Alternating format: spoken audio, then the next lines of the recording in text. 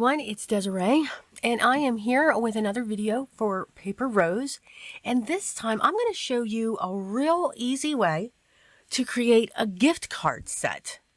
So I am going to be using the rectangle ray cover plate. We're going to die cut that from many pieces of cardstock, and then I just dug around for different sentiment cards. So I have the hello fine, the thanks, and the hugs layered dies for that. I'm going to start out, I'm going to show you one, and then I'm going to show you all the different ones that I created. There was a total of 5. I'm going to start out with black. So I cut this from 6 different pieces of cardstock, or 6 different colors of cardstock. The first one is black. Now this measures approximately, this die set, 4 1/4 by 5 1/2. All right, just a little bit smaller than that. And when I die cut this, all of these rays will come out. So you can see I've die cut this multiple times, a total of 5. And I'm going to set the frame first, and then I'm going to put the pieces back in. This will give it just a little bit of texture, and you could leave it this way.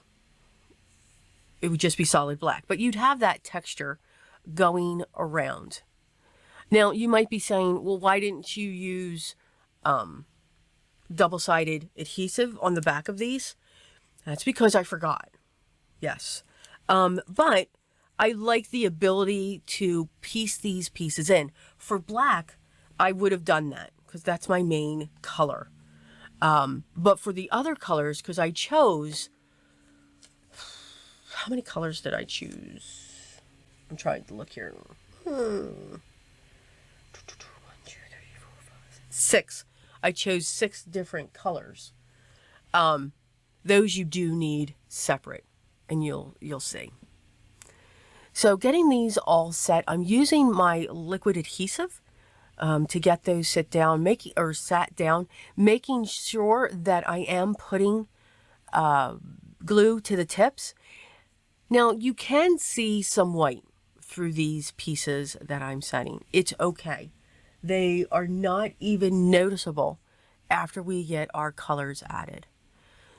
So here I have all of these. Whenever I die cut this panel, I took each one of those strips and put it in those little tiny plastic Jello cups. So I had like 10 or 12 of these to hold these strips.